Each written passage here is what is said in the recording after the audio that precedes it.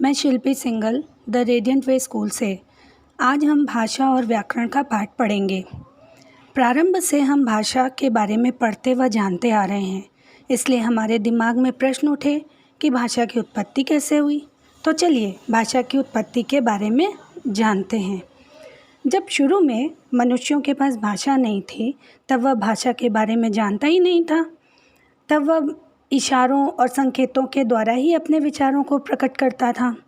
तो बच्चों, बताइए यह कौन सा चित्र है और इसमें कौन क्या कर रहा है? ओहो, तो आपको पता है ये ट्रैफिक पुलिसमैन है। ट्रैफिक पुलिसमैन को हिंदी में क्या बोलते हैं? यातायात निरीक्षक, जो इशारों से गाड़ियों को जाने आने का इशारा करता है। ठीक है। अच्छा, आपने गांधी जी के 3 बंदरों की कहानी तो सुनी ही होगी। वे बंदर भी क्या करते हैं? संकेतों के माध्यम से कहते हैं बुरा मत देखो, बुरा मत सुनो और बुरा मत बोलो। लेकिन संकेतों की भाषा अस्पष्ट और अपूर्ण होती है। जैसे जैसे मनुष्य समझदार होता गया, वैसे वैसे उसे अपने मन के विचारों को प्रकट करने के लिए एक साधन की आवश्यकता महसूस हुई।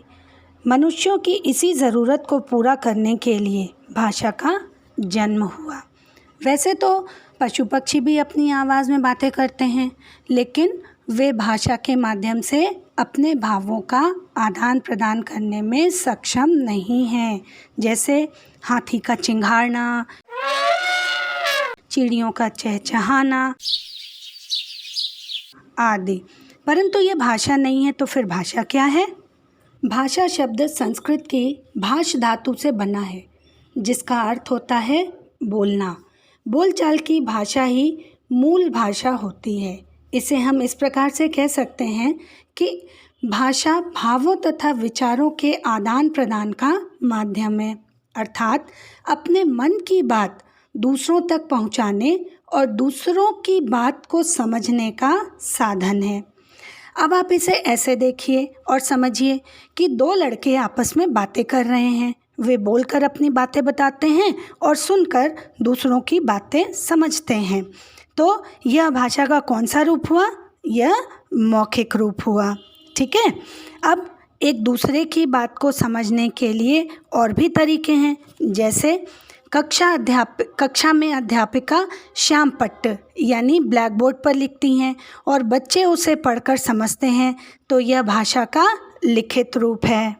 इस प्रकार हम कह सकते हैं कि भाषा के 2 रूप होते हैं, पहला मौखिक भाषा, दूसरा लिखित भाषा।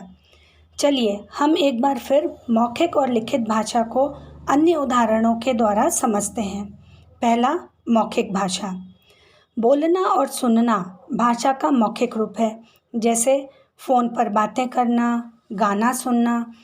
जब हम बोलकर अपनी बात दूसरों तक पहुंचाते हैं और दूसरों की बात सुनकर समझते हैं, तो वह भाषा का मौखिक रूप कहलाता है।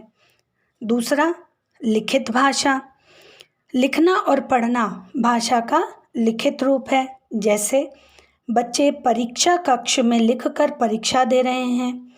समाचार पत्र पढ़ना, कंप्यूटर में टाइप करके लिखित जवाब देना आदि लिखित भाषा के रूप हैं। जब हम लिखकर अपनी बातों को दूसरों तक पहुंचाते हैं, तो दूसरा उसे पढ़कर समझता है, वह भाषा का लिखित रूप कहलाता है। अब हम हिंदी एवं अन्य भारतीय भाषाओं के बारे में जानेंगे। हिंदी भारत की राष्ट्रभाषा बनने के सभी गुणों से युक्त है। इसे देश के प्रत्येक भाग में बोला और समझा जाता है। देश में हिंदी ही सबसे अधिक बोली जाने वाली भाषा है, या इस तरह कहें कि जिस भाषा का प्रयोग देश के अधिकतर निवासी करते हैं उसे राष्ट्रभाषा कहते हैं। जैसे भारत में हिंदी और अमेरिका में अंग्रेज़ी आदि। भारत में अनेक भाषाएं बोली जाती हैं।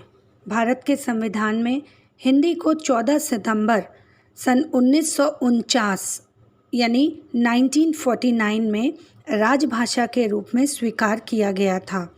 भारत में प्रत्येक वर्ष 14 सितंबर का दिन हिंदी दिवस के रूप में मनाया जाता है। राजभाषा का अर्थ है सरकारी कामकाज की भाषा। जैसा कि मैंने पहले बताया कि भारत की राष्ट्रभाषा हिंदी है, भारत में हिंदी को मिलाकर कुल 22 भाषाओं को संविधान द्वारा स्वीकृत किया गया है, अर्थात संविधान द्वारा 22 भाषाओं को मान्यता प्रदान की गई है।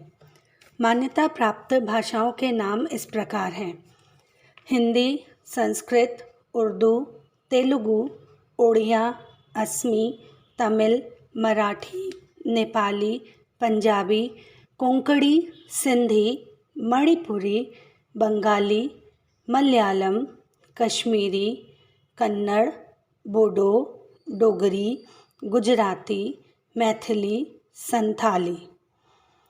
मातृभाषा। मातृभाषा से तात्पर्य उस भाषा से है जिसे बच्चा सबसे पहले अपनी माँ और परिवार के अन्य सदस्यों से ग्रहण करता है। माँ बच्चे के सबसे नज़दीक होती है। बच्चा अपनी माँ द्वारा बोले गए शब्दों को धीरे धीरे ग्रहण करता है और उन्हें बोलना सीख जाता है। जिस भाषा को बच्चे की माँ बोलती है उसी भाषा को बच्चा सीख लेता है। जैसे यदि बच्चे की माँ पंजाबी बोलती है तो बच्चा पंजाबी सीख लेता है, और यदि वह मराठी बोलती है तो बच्चा मराठी सीख लेता है। इस तरह वही उसकी मातृभाषा बन जाती है। अतः वह भाषा जिसे बच्चा अपने परिवार से सीखता है उसे मातृभाषा कहते हैं। बस अभी के लिए इतना ही। बाकी बोली, लिपि और व्याकरण के बारे में हम अपने अगले वीडियो में जानेंगे। यदि इस वीडियो को समझने में आपको किसी भी प्रकार की कठिनाई का सामना करना पड़ा हो तो कमेंट करके ज़रूर पूछिएगा। अपने ज्ञान के विस्तार के लिए इसे लाइक, शेयर और सब्सक्राइब करें और बेल आइकन को क्लिक करें।